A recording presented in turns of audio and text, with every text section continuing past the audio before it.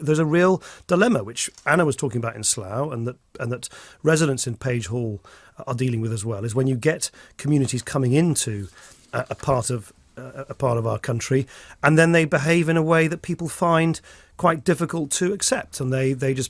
behave in a way that people find sometimes intimidating, sometimes offensive. And I think it's quite right that we should say, and on this, if not on many other things, I actually agree with David Blunkett, we have every right to say, listen, if you're in Britain and you're coming to live here and you're bringing up a family here, you've got to be sensitive to the way that life is lived in this country. And if you do things that people find intimidating, or I know that David is concerned about large numbers of people hanging around,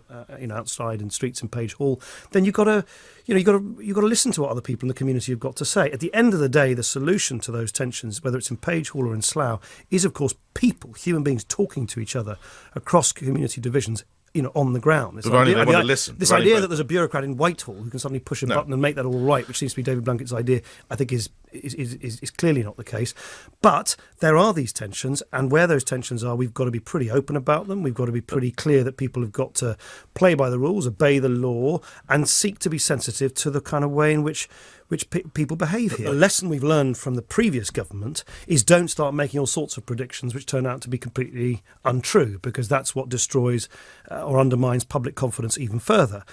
I also so happen to think that it is really important that we strike the right balance between addressing people's fears, particularly about illegality, about loopholes in the system. That's why we've closed down bogus colleges that were basically helping sort of people to issue visas here for courses that didn't even exist. It's why I want to see exit checks restored, so we know not only who comes in, but who goes out, because then you can check who's overstaying their visas. That's actually the biggest problem in our immigration system, is people who come here legitimately under the terms of their visa and then don't leave when their visa expires. I agree with all of that, but let's not throw the baby out with the bathwater. We are nothing as a country if we don't remain open to the outside world and also welcome people here in this great city of London and in our great country as a whole who want to make a contribution, play by the rules, pay their taxes, and make the country a more prosperous place.